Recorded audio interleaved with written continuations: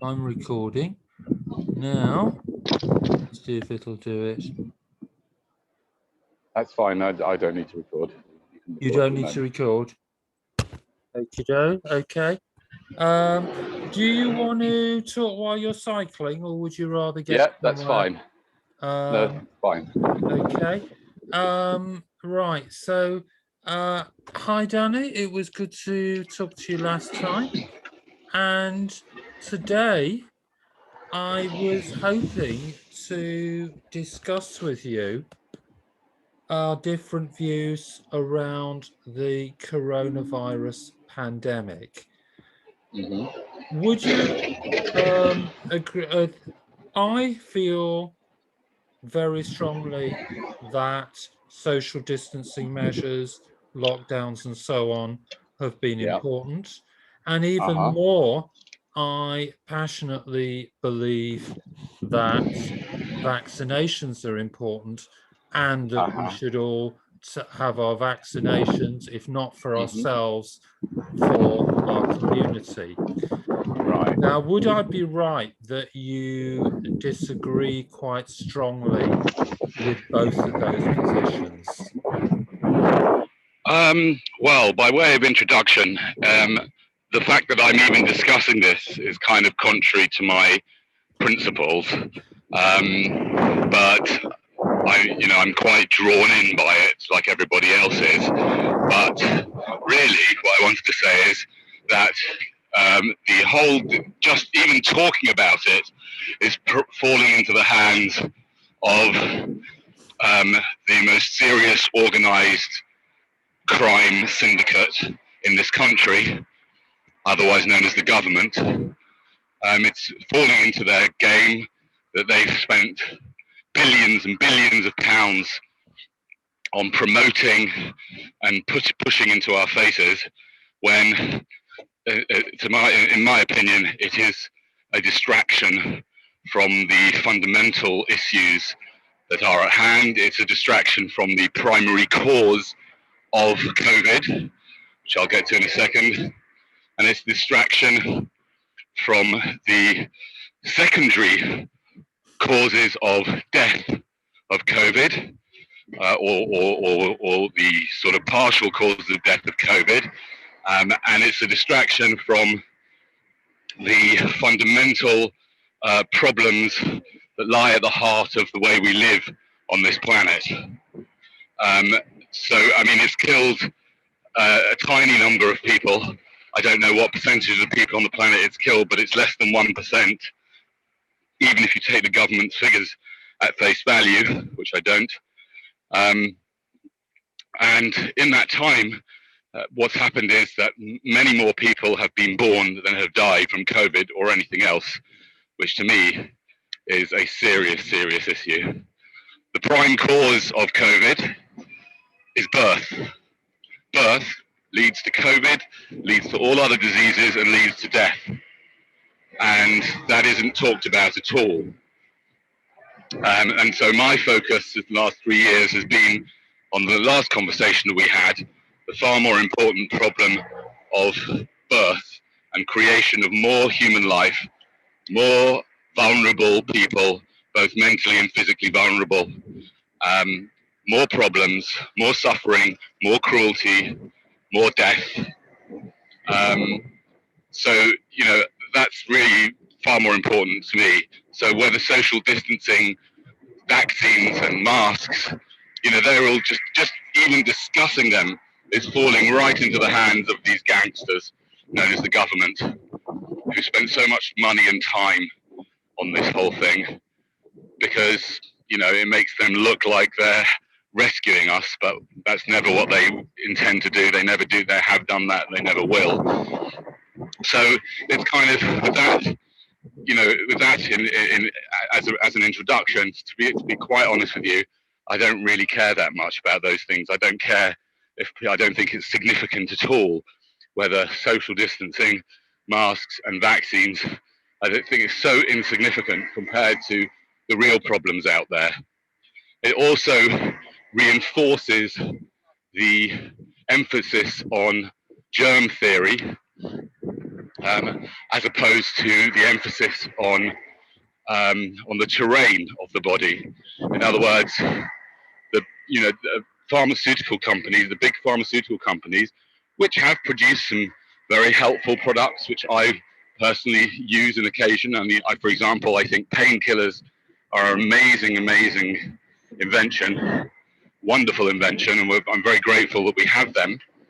But there's a huge problem with money and medicine, and it's very good for the big pharmaceutical companies to you need to wean people off the idea that it's what they do, the way they keep their body, the food they put in their body, and the supplements they take, and the exercise they take, and their lifestyles, to wean them away from looking at that onto looking at them being the savior with their vaccinations and all their other potions and lotions.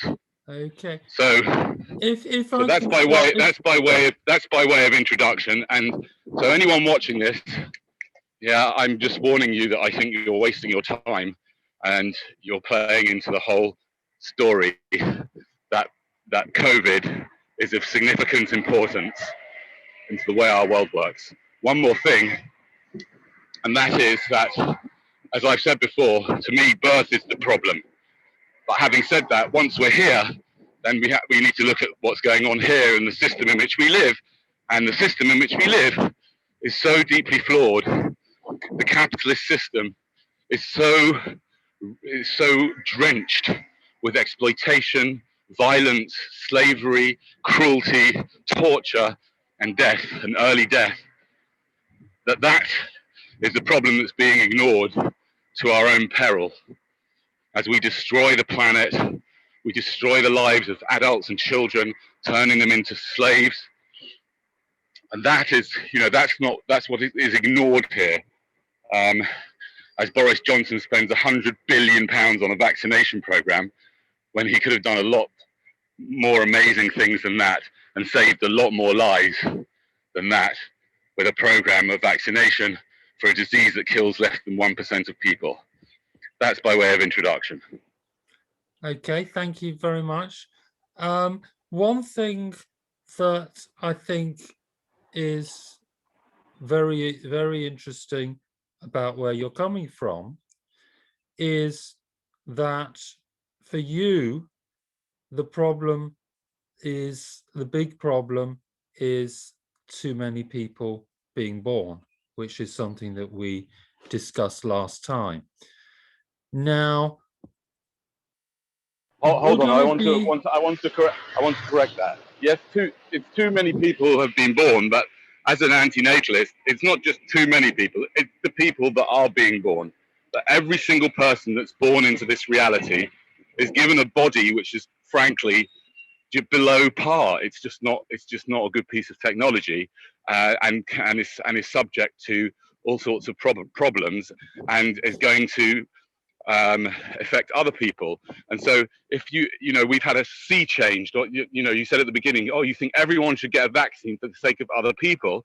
Yeah, but if you're so concerned about the well-being of other people, then you should be joining me in campaigning for people not to bring people into existence who are definitely going to be harmed and are definitely going to harm other people, just for your own selfish reasons, if you're going to think like that. I would certainly join you in not bringing too many, in limiting the number of people that we bring into the world. Great. Well, that's a start. And I've always been an advocate of population control and having sustainable birth rates. There's no such thing as a sustainable birth rate. Life isn't sustainable. Sustainable for the species not to have to undergo unnecessary catastrophic events. So when I say sustainable, that means not that you and I are going to live forever. Of course, we're not going to live forever, but that our children and grandchildren might be spared catastrophic climate change, catastrophic wars because people don't have enough resources, and similar problems. Now, what I do get a feeling of is that part of where we would differ is that I would put a lot of emphasis on saving lives that are already in existence. And I wonder if you'd agree that for you, because you see being brought into the reality of this world as a negative, as having a lot of negatives, whether you would therefore attach less value to saving lives. You would think less, oh, well, this person didn't get COVID because they had a vaccine and they had 10 more years of life. That would have less value to you than it would to me. Do you think that would be fair? A fair summary, a fair claim about what you believe? It's a tricky one to answer, especially given the world in which we live in, where people's ideas, if they don't stick to the mainstream ideas, you get branded all sorts of things. So it's a difficult question to answer. But before I answer it, I will also want to just sort of talk about that idea and about freedom of expression, and how much fear there is that people have the wrong ideas. Even for example, the idea of racism. To me, everybody's has all sorts of thoughts coming into their heads about all sorts of things, and there's no way that anybody there's no person, I'm sure, on the planet that never had a thought about a certain group of people that was negative or positive, which is a form of racism. And to me, that's fine. People have all sorts of thoughts. The important thing is to be skeptical about one's own thoughts and the thoughts of others. So that's the first by way of introduction. I would absolutely agree with you in taking that view. Great. About racism. I think we do live in a society where it's more like a witch hunt. It sometimes feels like a witch hunt, that we're trying to get those people who secretly have racism in their heart, rather than realizing actually we all have that. And like you say, it's about understanding ourselves and challenging ourselves and questioning ourselves. Yeah.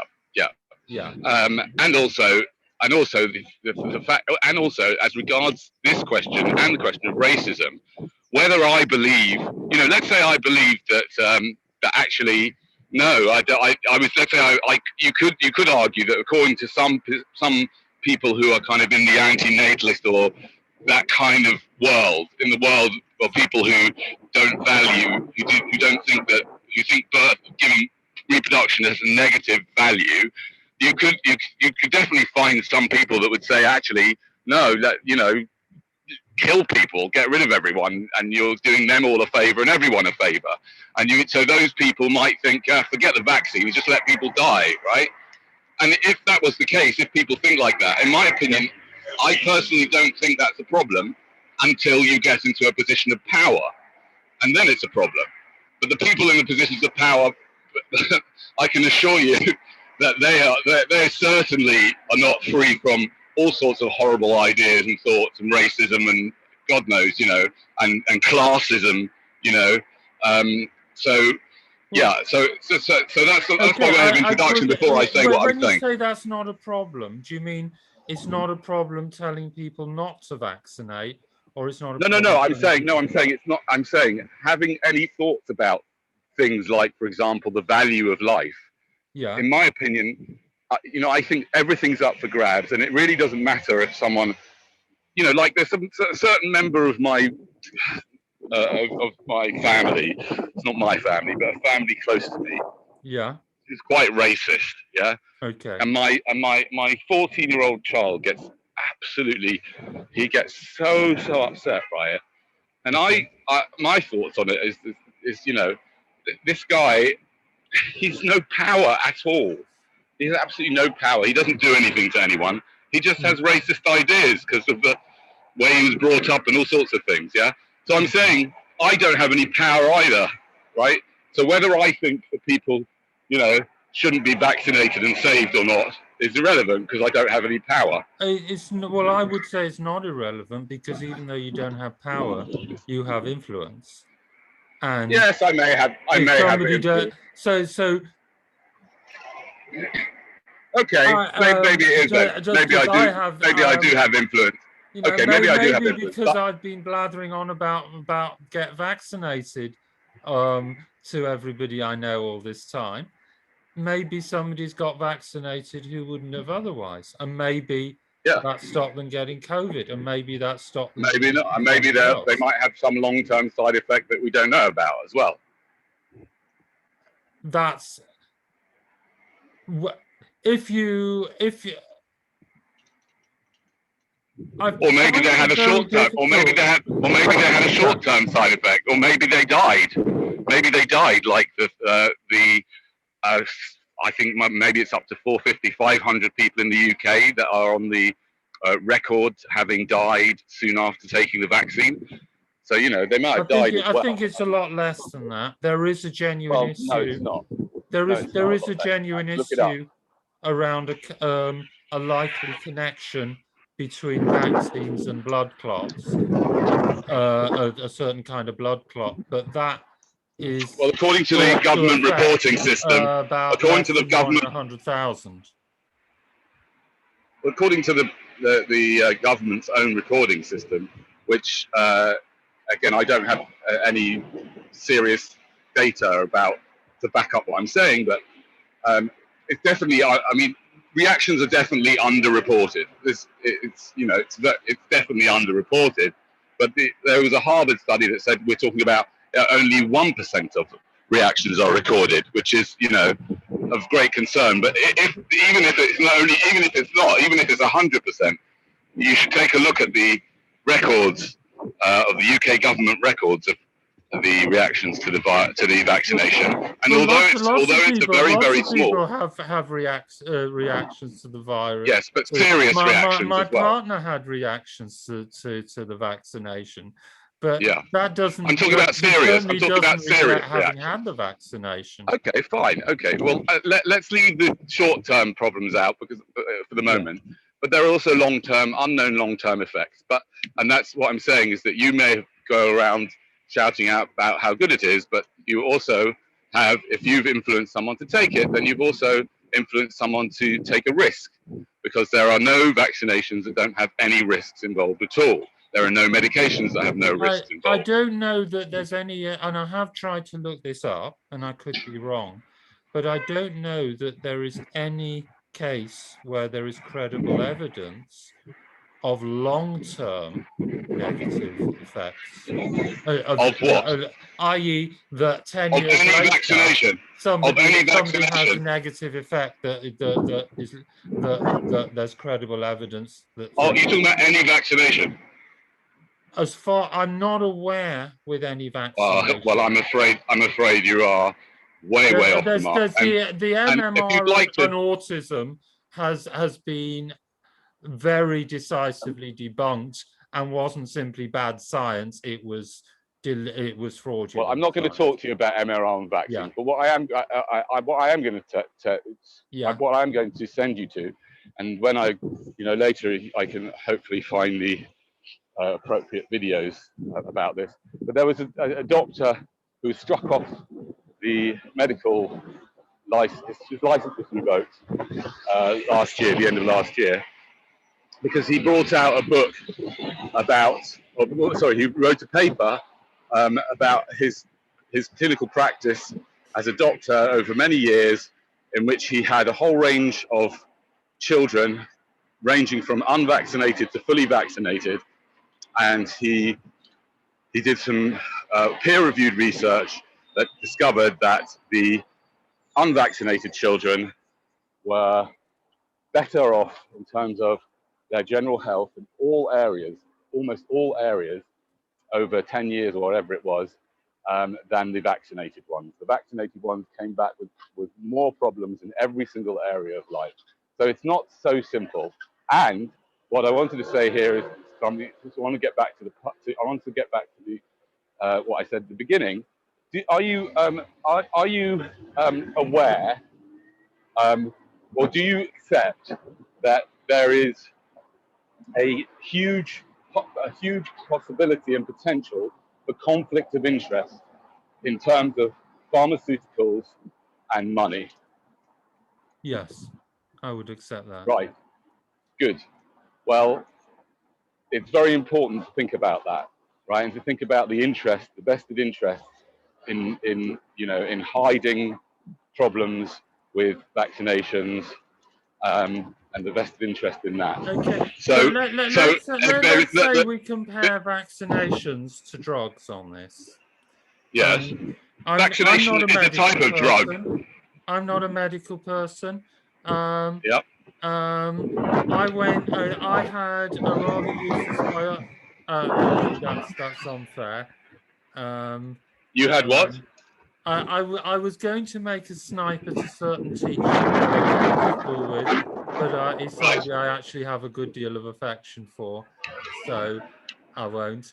But I don't have medical training. Mm-hmm. So I'm just thinking from common sense. If you let's say a new drug comes out. So you got all sorts of drugs like antidepressants, drugs to contraceptive pills, statins. So with all these kinds of drugs, you can have a debate about how useful they are, and you can also say, well, yeah, they may have gone through clinical trials, but we don't know what the effects are going to be if you keep taking them year after year after year.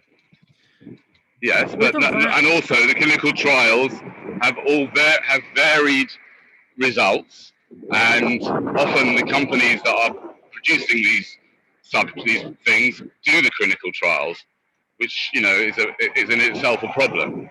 But carry on. Okay, I'm not an expert here on what checks and balances there are for that. But well, neither am I. But I used to work for a pharmaceutical company, and I know what they get up to, and it's. I mean, seriously, I believe that part of my life, what I was doing without knowing it was behaving in a way that was far, far worse than being a recreational drug dealer. I was like, going around to doctors and trying to persuade them to take to prescribe these drugs with very little knowledge, other than that given me by the company, of the dangers involved and of the problems involved, and of whether it would be better for them not to have any drugs at all, or whether they should be changing their lifestyle, etc. These drug companies have got terrible track record, and they're still doing it. They're still pushing opioids in states. They're still blocking the use of cannabis and psychedelics, which have much better profiles. So these companies cannot be trusted. And together with the government, who obviously can't be trusted because their job is to deceive people. That's their profession. Yeah, they've come out with this whole campaign, and to me, that's red lights all over the place. Okay. And they have, and the reason why you cannot escape the fact that the reason why you are so in favour of it is because you've been bombarded with fear for months on end, and then you've been bombarded with their campaigns of promoting these vaccinations in a very, very, very problematic way. I can see through their campaigns.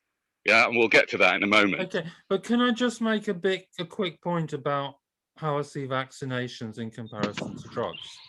Yeah, when sure. you have a vaccination, it's like taking a drug once, right? You're putting one thing into your body, whose purpose is to tell it's like a military training exercise for your body. Yeah. So that it knows what to do when it meets the real pathogen. Right. That's the general right word. when it reads a real virus. Now, that okay, using common sense, putting one thing is like if you coming back to recreational drugs, if you have a spliff once, it's unlikely to do you any harm. If you're constantly smoking weed, then you're likely to get hooked on tobacco that you use to smoke the weed and have a smoke. Well, you don't have to use tobacco. You don't have to smoke. Problem. You don't have to use tobacco to smoke weed. I know, but most people do.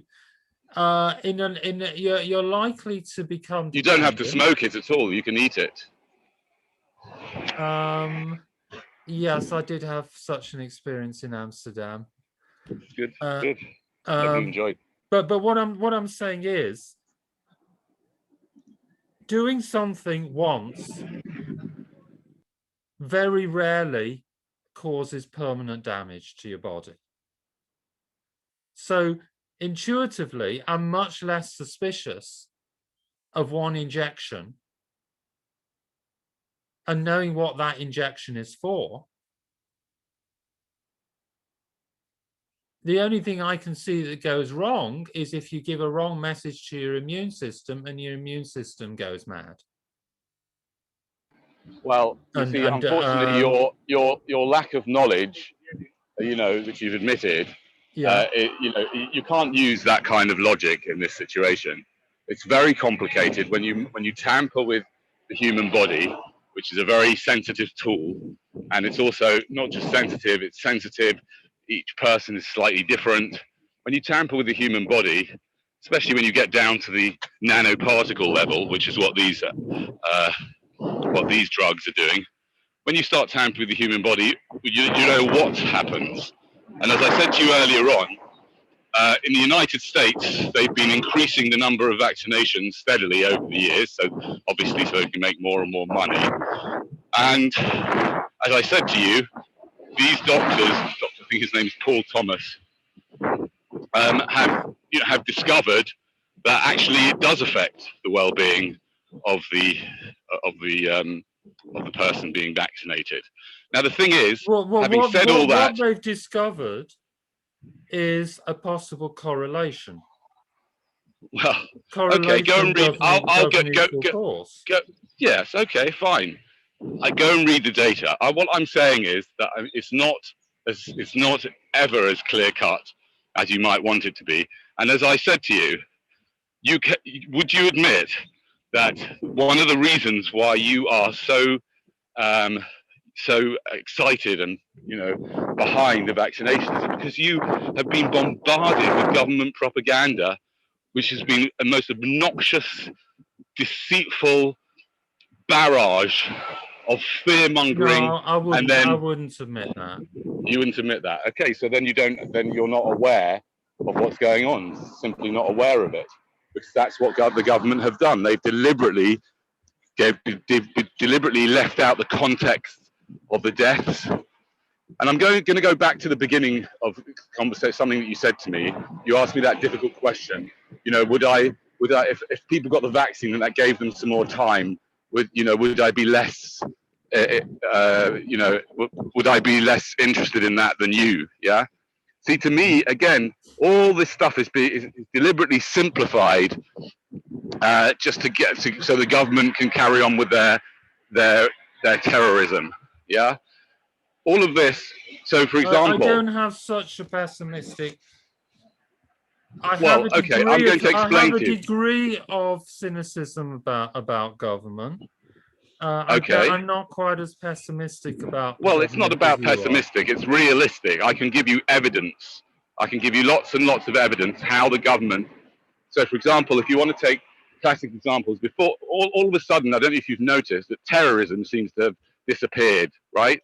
The terrorist threat disappeared. Now, the truth is that the terrorist threat was never even worth anything anyway. It was never real. It was never significant. I believe it was real.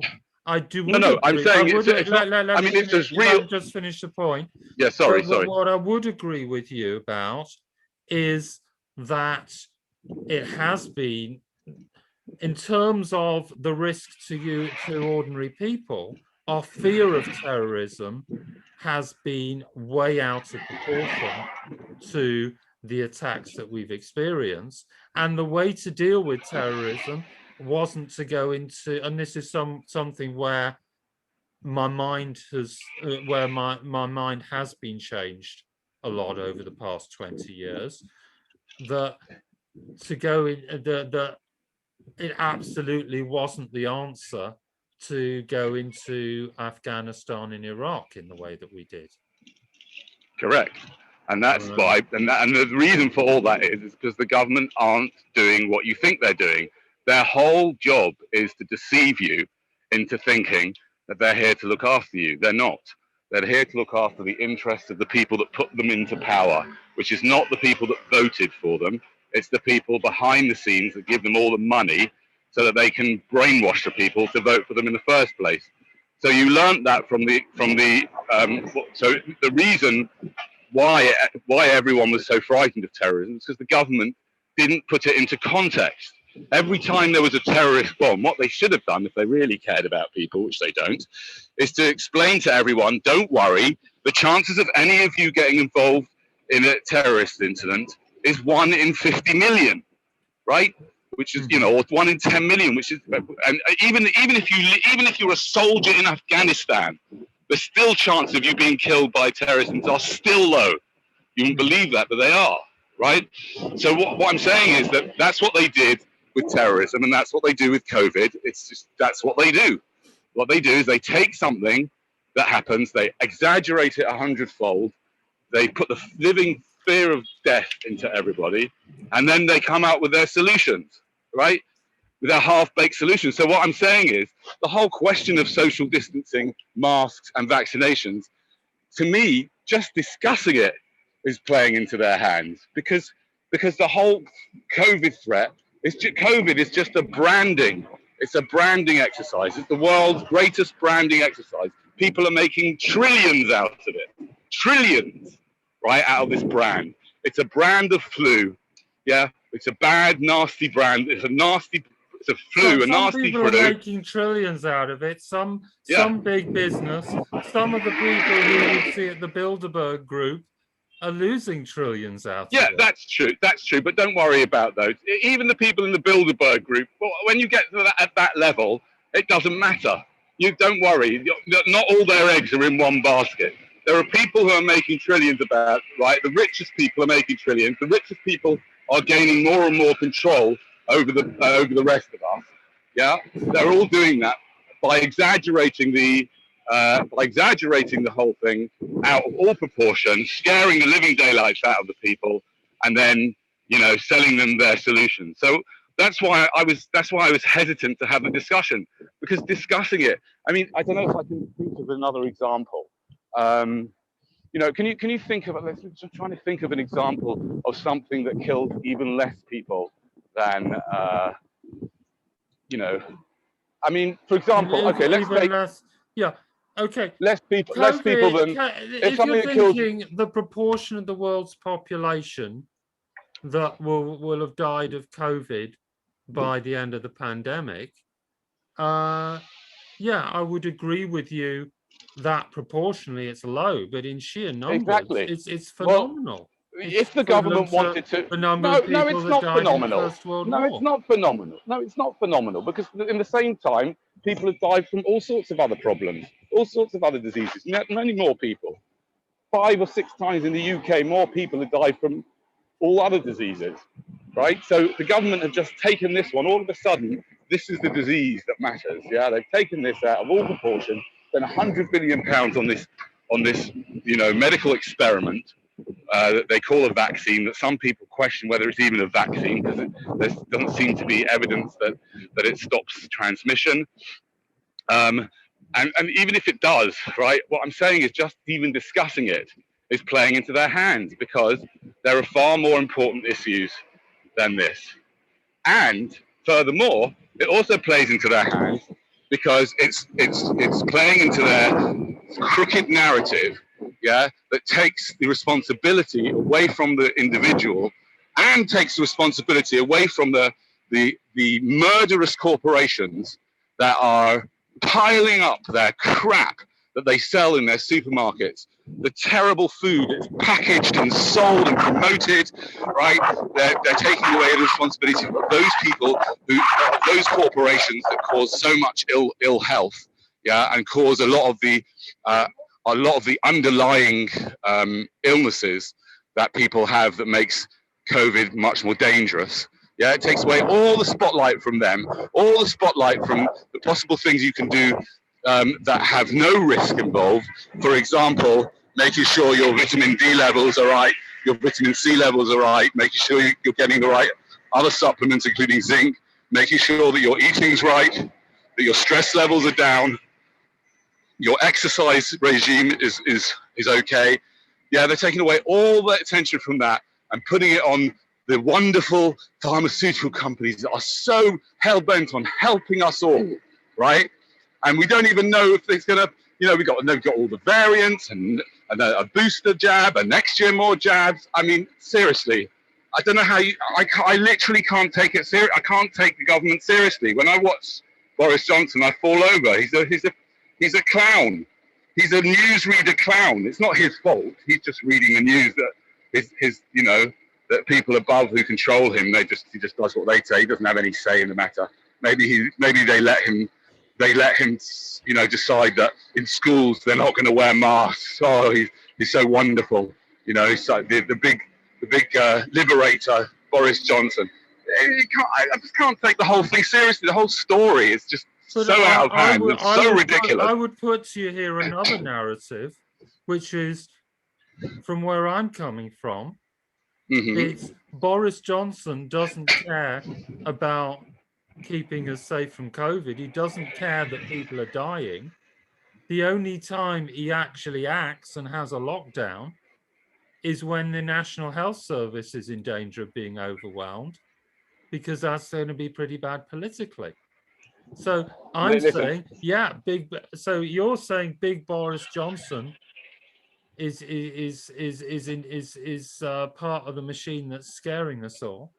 I'm saying big Boris Johnson is part of a machine that cares about staying in government rather than actually having smaller and more effective lockdowns that save lives rather than merely save the NHS. Well, I don't know whether lockdowns make any difference. I don't know where you get your evidence from that lockdowns make any difference. I follow a guy.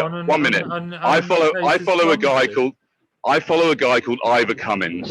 Okay, and he just put out what I thought was one of the best videos I've seen. Obviously, it feeds into my narrative, and I admit that it's impossible for me to be completely unbiased. I'm biased, and that's how the human mind works, right? But he just puts out a very good video in which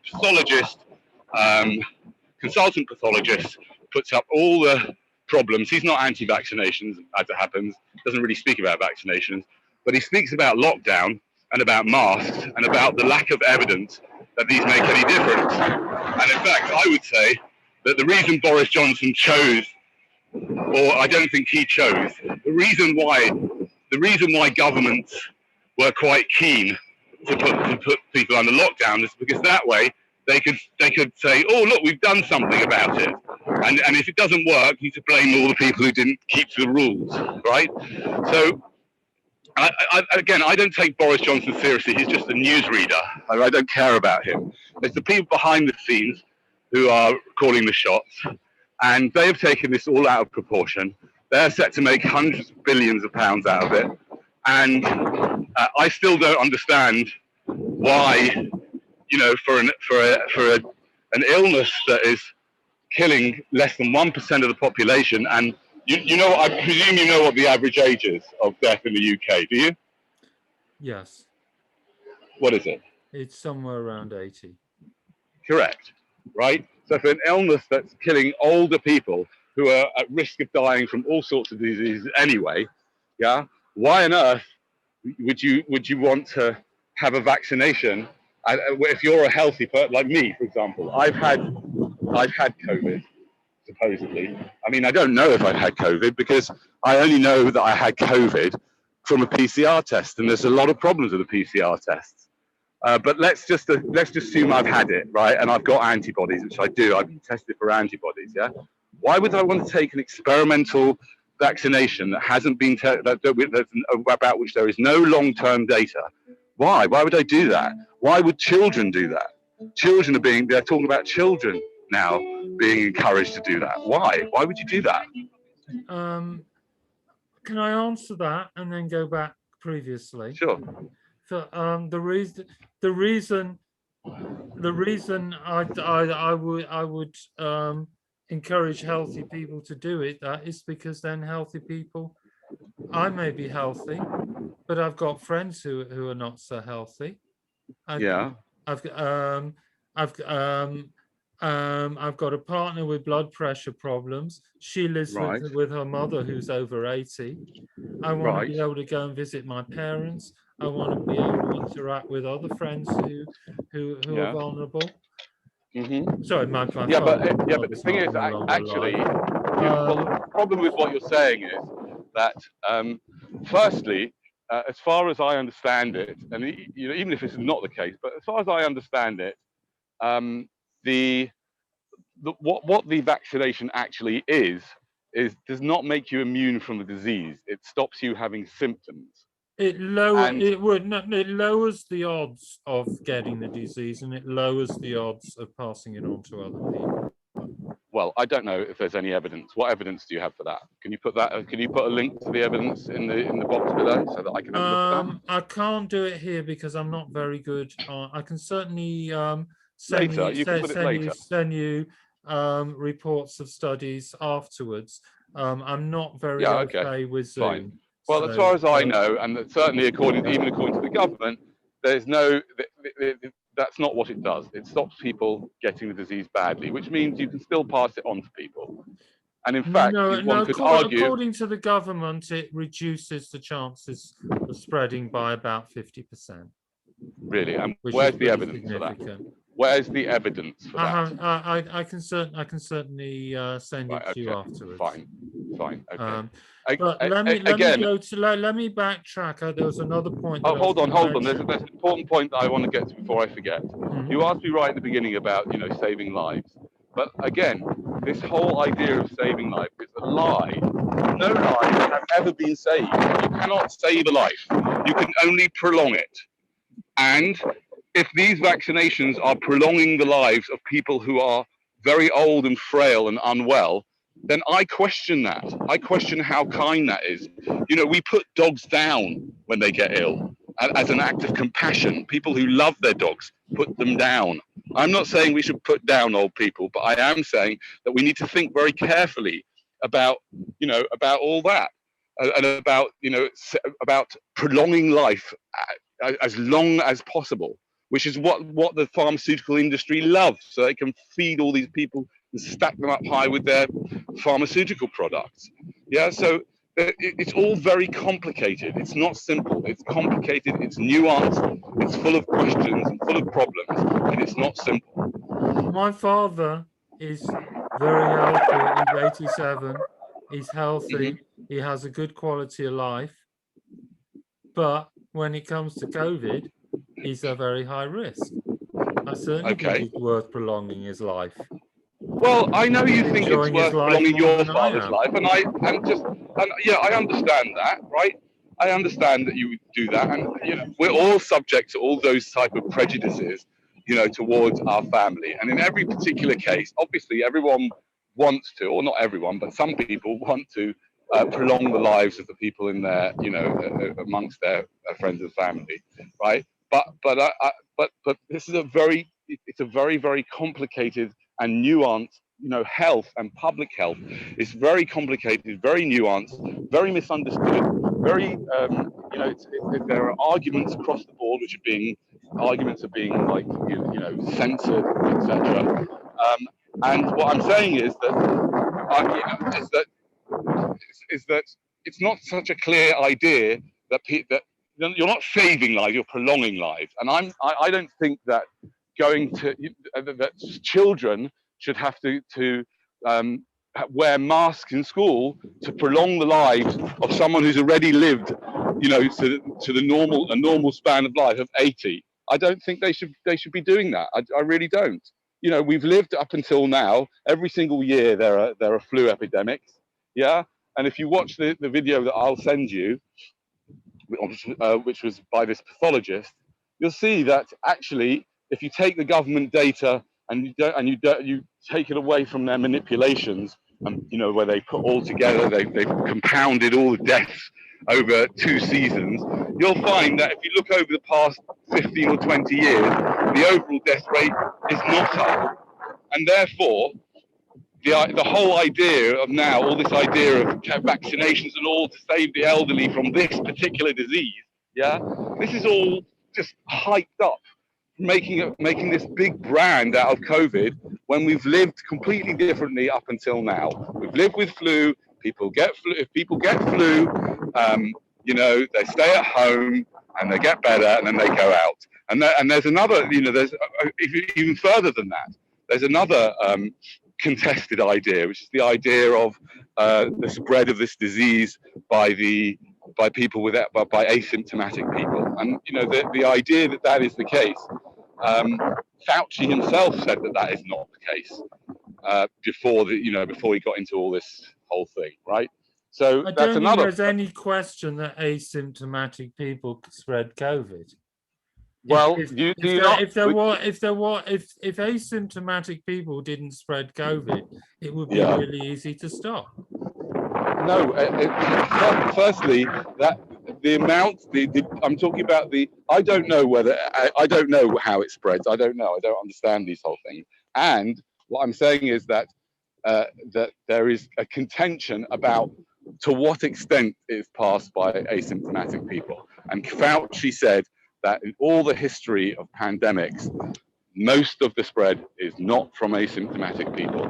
So you've got all these questions that are into the whole mix, and there's very little evidence that lockdowns make any difference. There's very little evidence that masks make any difference. Let's come back to the lockdown ones, because you made a couple of points some time ago which I haven't had a chance to respond to yet.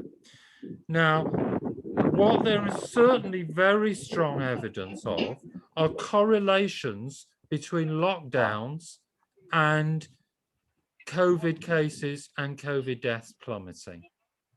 That's happened at least twice in this country already. No, it hasn't. No, it hasn't. No, it hasn't. No, it hasn't. No, it hasn't. Now you can because the things. I said a correlation. I haven't yet said whether. No, because there's loads of other countries all over the world. There's different countries, completely different policies, and if you look at the whole picture, it doesn't. There's not even a correlation. Never mind causation. Show me the evidence. Show me your evidence that lockdown makes any difference to overall mortality. Show me the evidence. Where is it? Paste it in the box below. I haven't yet mastered writing with, if you like, sending messages with Zoom. Okay, whatever. You can just email it to me afterwards, and we'll put it in the box. Okay, where's your evidence? Yeah. Okay, I'm not going to answer that question straight away. I'm going to come back to your point about to your mentioning of the doctor who'd done a study that purports to show that children who are vaccinated have worse health outcomes. Yes. Now there, you unquestioningly take a correlation. You expect me to believe a correlation with a doctor who's been struck off the register, which could be due to a medical establishment that's in the hands of a government mafia, or could, but more plausibly to me, because he's a dodgy doctor and maybe his research was either biased or even fraudulent. Yeah, it could be. So I mean, I've watched his response to it. Right, he's got his response to why he explains why why he was struck off and why that whole idea. Of course he will. Right, but okay, There's fine. an awful lot. I'm not saying that I'm not saying that I looked into that study carefully. I don't. I'm just. The reason why I brought that up is just to question your unquestioning faith in vaccinations. It's not simple, and furthermore, the idea also. There's another thing that the media have created is this false dichotomy between pro-vax and anti-vax. I think anybody who is pro-vax or anti-vax is dangerous to themselves and other people, right? If you think that every vaccination is fine for everyone in the world, then there's something seriously missing. And if you think that no vaccination is ever okay for anybody in the world, then you're obviously missing something as well, because it's dependent on where in the world, who they are, what age they are, what their health situation is, what the disease is, what the risk and reward are. It's all very, very complicated. Well, I am pro-COVID vaccine because I believe that the benefits hugely outweigh the risks. Yeah, and I hear that, and I question what, I question that. Now, and one other thing, by the way, one other thing, if you want, lockdowns don't help. Can you name any? Okay, there are countries that have managed to largely avoid lockdowns by either having measures or by populations adopting behaviors that are likely to have a similar effect to lockdowns, but with less painful consequences to society and the economy. Listen, the funny thing about it is, can you give me any instance of a country that has managed to any evidence that a country has managed to avoid what we large numbers of deaths in the pandemic without there being any measures in place? Just either that's a ridiculous question to ask me. That's a ridiculous question to ask me. That's a ridiculous question to ask me, right? You need to show me the evidence that locking people up in their houses, causes a drop in the overall mortality.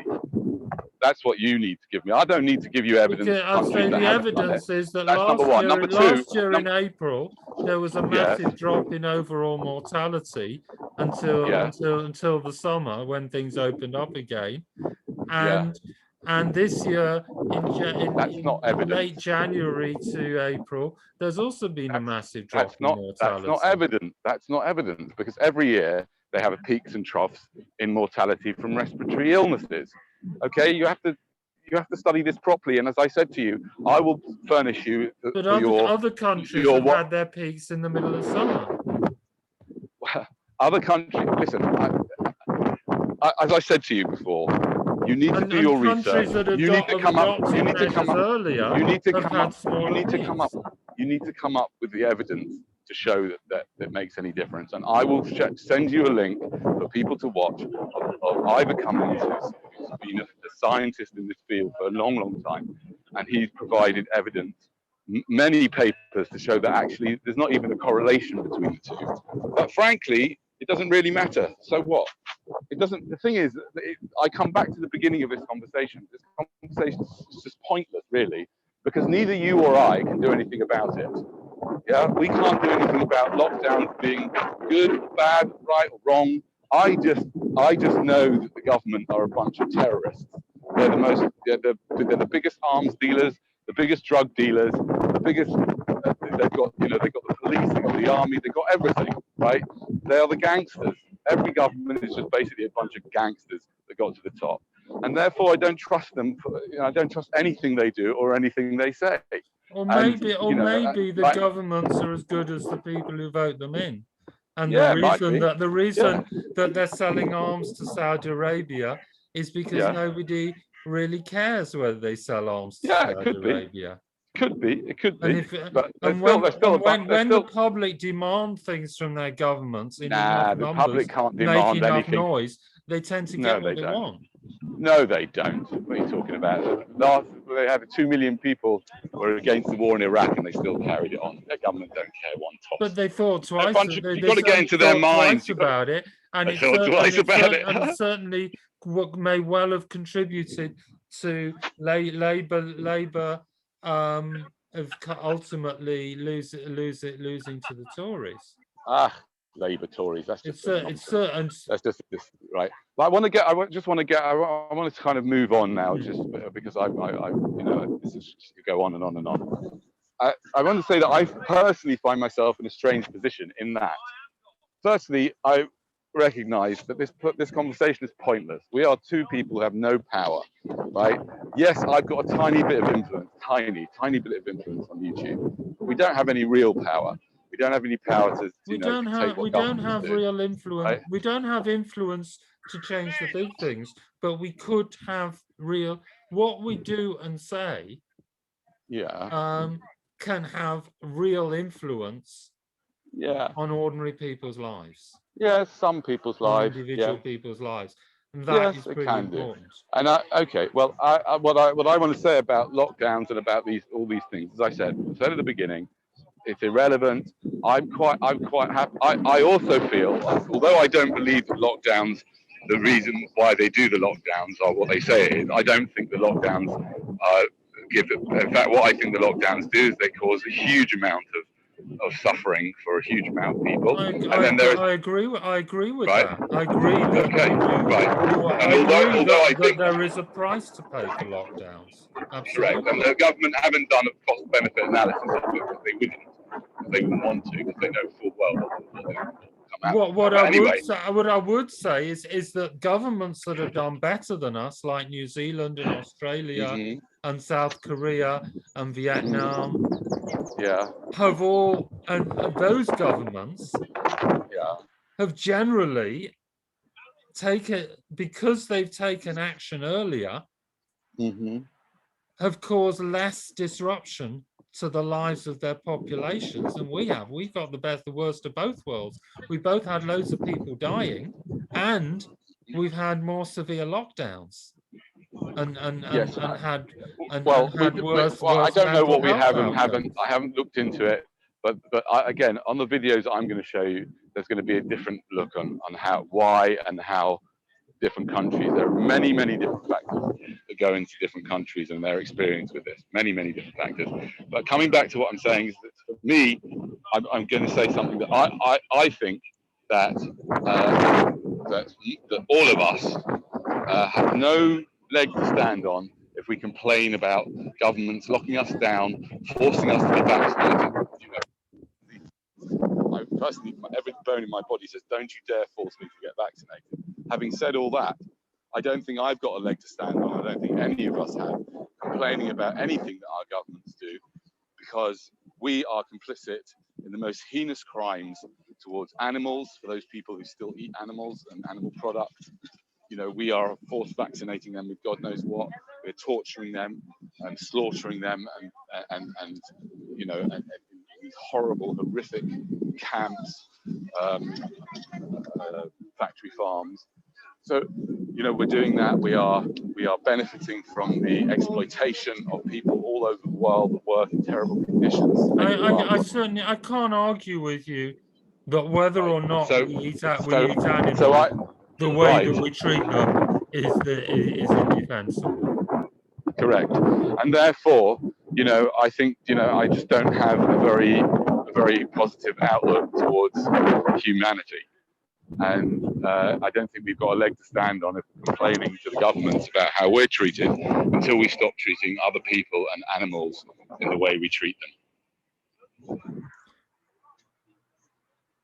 What I would say, which is close to that, is that there is a sense in which we get the governments that we deserve. Yeah, okay, you could call it that. Or maybe we deserve even worse. You know, the other thing about the many problems I have with vaccinations, and all that. The other thing I have is that problem I have is that your attitude, your attitude which has again been pumped into the public consciousness, that we should all, I should have a vaccination. I should put myself at risk with an experimental drug that has not been tested long term. I should do that, to save your dad, right? And although that sounds very nice when I'm speaking to you, and I'm, you're a nice guy, and why shouldn't I do that for your dad?